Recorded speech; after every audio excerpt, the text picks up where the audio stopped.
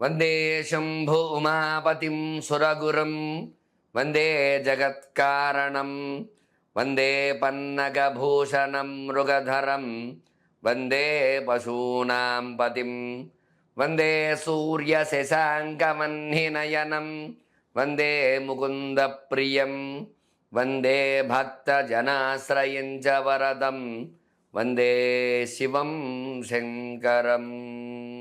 నమస్కారం, నేను మీ వేలూరి రవికిరణ్ శర్మ. మనకి ఈ యొక్క 16వ తారీఖు నుంచి 22వ తేదీ వరకు ఈ వారంలో జరిగేటువంటి విశేషాలు, రాశి ఫలాలు ఏ రకంగా ఉంటాయో తెలుసుకుంటున్నాము. తులారాశి వారికి ఈ వారంలో ఎటువంటి యోగాలు ఉన్నాయి, ఎటువంటి ప్రతికూలతలు ఉన్నాయి అనే విషయాన్ని మనం తెలుసుకోవడం జరుగుతుంది.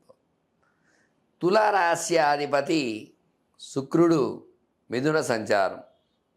తుల, వృశ్చికం, ధనస్సు, మకరం, కుంభం, మీనం, మేషం, వృషభం, మిథునం అంటే భాగ్యంలో సంచారం చేస్తున్నాడు. తులారాశి వారికి భాగ్యంలో శుక్ర సంచారం చేయడం వల్ల భాగ్యానికి లోటు ఉండదు. అంటే భోగ భాగ్య ఐశ్వర్యకారకుడు శుక్ర సంచారం చేయడం వల్ల శుక్ర అనుకూలత అనేది వీళ్ళకి ఉంటుంది. తద్వారా చక్కగా ధన సమస్యల నుంచి విడవటం, చక్కగా ధన అనుకూలతలు కలగడం, ఇట్లాంటి యోగాలు. అట్లాగే సినీ రంగంలో, రాజకీయ రంగంలో అనుకూలతలు, రియల్ ఎస్టేట్ రంగంలో అనుకూలతలు అవన్నీ వస్తూ ఉంటాయి. అట్లాగే ఈ యొక్క తులారాశి అధిపతి శుక్రుడితో కూడా బుధ సంచారం, రవి సంచారం.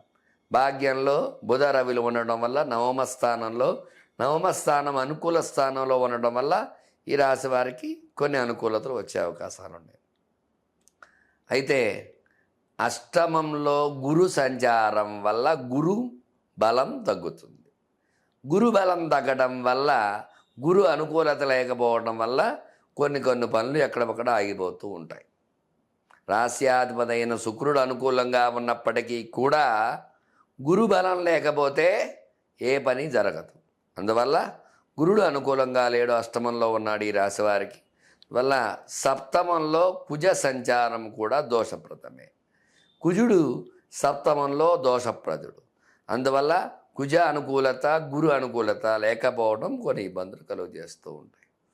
అలాగే తులా, వృశ్చికం, ధనస్సు, మకరం, కుంభం పంచమంలో శని సంచారము, షష్టమంలో రాహు సంచారం అనుకూలంగా ఉంటాయి.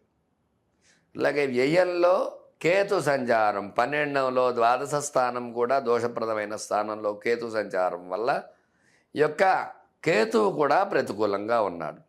తులారాశి వారికి అష్టమ గురుడికి, అట్లాగే సప్తమ కుజుడికి, ద్వాదశంలో ఉన్నటువంటి ఈ యొక్క కేతువుకి, ఈ మూడు గ్రహాలకి కూడా పరిహారాలు చేసుకోవాలి.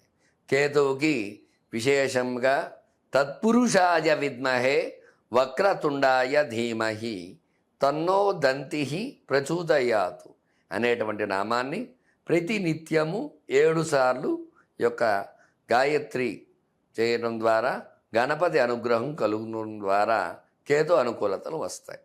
అట్లాగే గురుబలం తక్కువగా ఉండటం వల్ల దక్షిణామూర్తి స్తోత్ర పారాయణ, అట్లాగే దిగంబరాయ విద్మహే అవధూతాయ ధీమహి తన్నో దత్త ప్రచోదయాతు అనేటువంటి యొక్క నామాన్ని జపం చేయడం ద్వారా 16 సార్లు ప్రతినిత్యము పారాయణ చేయడం ద్వారా గురుబలం చేకూరుతుంది.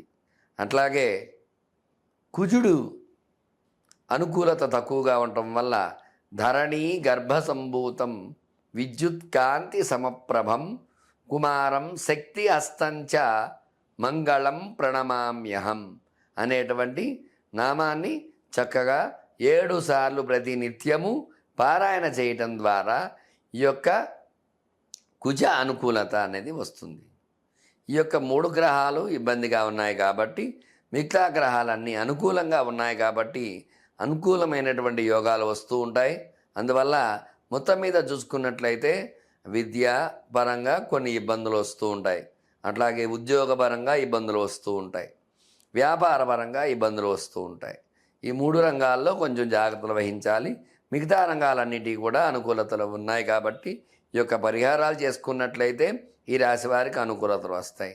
అట్లాగే గురుడికి శనగలు దానము, కేతువుకి ఉలవలు దానము, కుజుడికి కందులు దానము, ఈ 3 దానాలు ఇవ్వటము, మంగళవారము గురువారం నియమాలు పాటించడం ద్వారా ఈ వారంలో విశేషమైన అనుకూలతలు పొంది సుఖ సంతోషాలతో భోగ భాగ్య ఐశ్వర్యాలతో ఉండటం జరుగుతుంది.